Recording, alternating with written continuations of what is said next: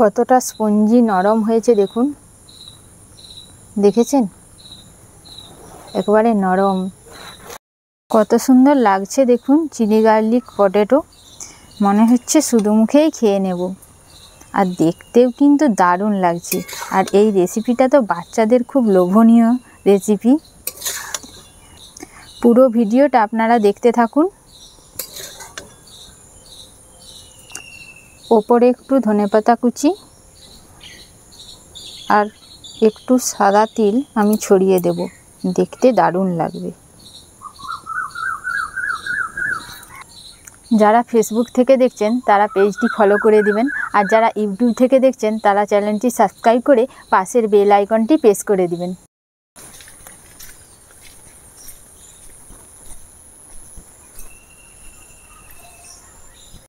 নমস্কার বন্ধুরা, পুতুলের রান্নাঘরে আপনাদেরকে স্বাগত জানাই। আজকে আমার রান্নাঘরে একটি নতুন রেসিপি নিয়ে চলে এসেছি। দেখুন সব কিছু আমি সাজিয়ে নিয়ে চলে এসেছি। আমি আজকে চিলি গার্লিক পটেটো করব, যে খাবারটা মানে বাচ্চাদের খুব পছন্দের খাবার, আর বড়োদেরকেও খেতে কিন্তু দারুণ লাগবে। আর এই চিলি গার্লিক পটেটো আমি সম্পূর্ণ অন্যরকমভাবে করব। আপনারা প্লিজ প্রথম থেকে শেষ পর্যন্ত ভিডিওটি দেখতে থাকুন, আপনাদের অবশ্যই ভালো লাগবে। এখন আমি রান্নাঘরে চলে যাব।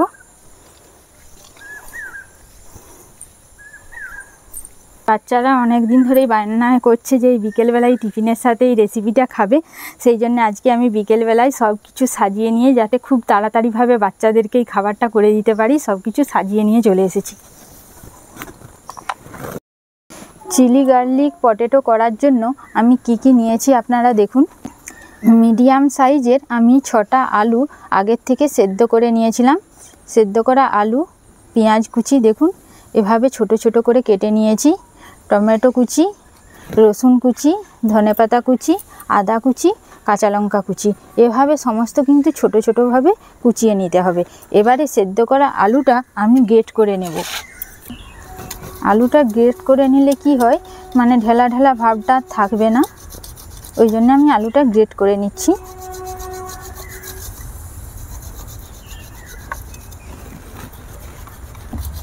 আপনাদের কাছে যদি ম্যাশার থাকে সেই ম্যাশারের সাহায্যেও ম্যাশ করে নিতে পারেন। আলুটা আমি ভালো করে গ্রেট করে নিয়েছি। এখানে আমি 6টা আলু দিয়েছি, সেদ্ধ করা আলু, সেই জন্য আমি এখানে 5 চামচ কর্নফ্লাওয়ার দেবো। 1 চামচ,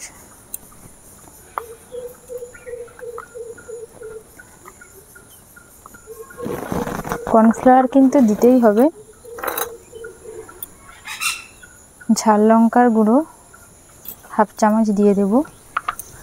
স্বাদ মতো লবণ দিয়ে দেব।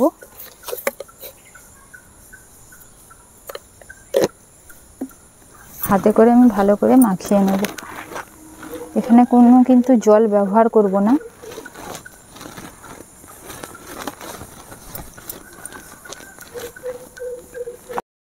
ভালো করে আমি মাখিয়ে নিয়েছি। এবারে আমি হাতটা ধুয়ে নেব। ধোয়ার পরে গোল গোল বলের মতো করে নেব। এবারে আমি গোল গোল করে বলের আকারে করে নেব।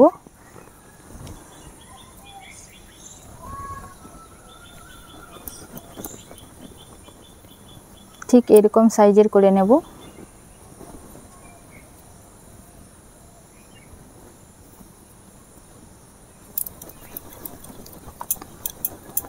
দেখবেন বলের সাইজগুলো যেমন একই রকম হয়, একই রকম হলে কি হয়, দেখতে ভালো লাগে।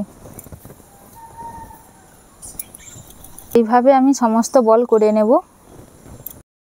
গোল বলগুলো আমার সমস্ত হয়ে গিয়েছে। এবারে আমি একটা পাত্রে জল দিয়ে গরম করে এগুলো সেদ্ধ করে নেব। একটা পাত্রে আমি জল বসিয়ে দিয়েছিলাম, দেখুন জল গরম হয়ে এভাবে ফুটছে। সেই ফুটন্ত অবস্থায় কিন্তু এই গোল গোল বলগুলো দিতে হবে। একটা একটা বল আমি দিয়ে দেব।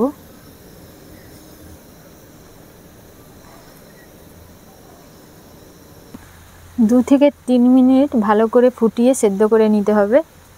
3 মিনিট হয়ে গিয়েছে, দেখুন ফুটে ফুটে সমস্ত বল দেখুন জলের উপরে কিন্তু ভেসে গিয়েছে। এবারে আমি তুলে নেব।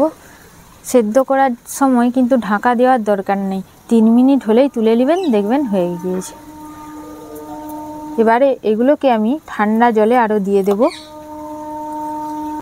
একদম ঠান্ডা জলে দিয়ে দেব।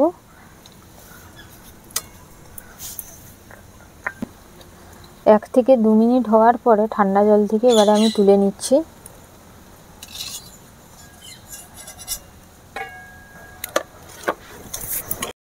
চিলি গার্লিক পটেটো করার জন্য আমি মশলাটা এবারে রেডি করে নেব। মশলাটা রেডি করার জন্য আমি উনুনে কড়া বসিয়ে দিয়েছি। কড়াতে সাদা তেল দিয়ে দেব। তেল গরম হয়ে গেছে, এবারে আমি গ্রেট করা রসুন দিয়ে দেব। এবারে আমি গ্রেট করা আদা দিয়ে দেব।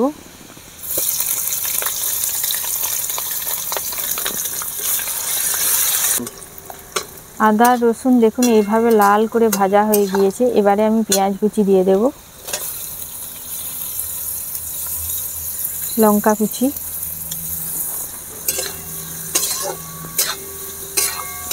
ভালো করে ভেজে নেব। পেঁয়াজটা ঠিক এরকম ভাজার পরে এবারে আমি সাদা তিল 2 চামচ দিয়ে দেব।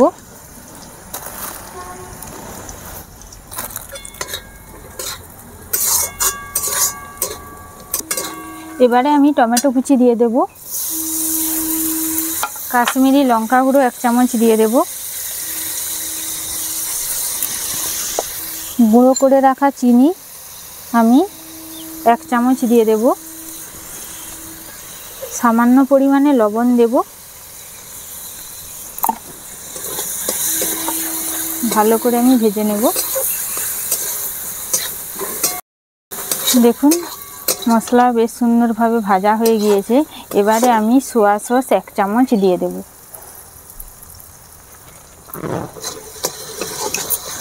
টমেটো সস 4 চামচ দিয়ে দেব।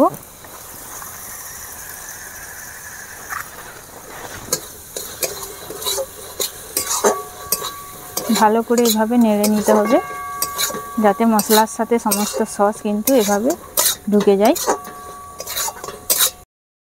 এবারে আমি সেদ্ধ করে রাখা বলগুলো দিয়ে দেব।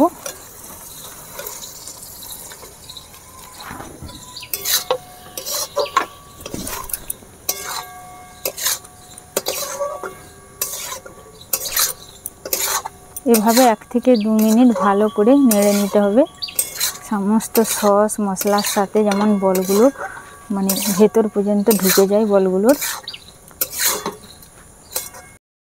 চিলি গার্লিক পটেটো আমার হয়ে গিয়েছে। এবারে আমি নামিয়ে দেব।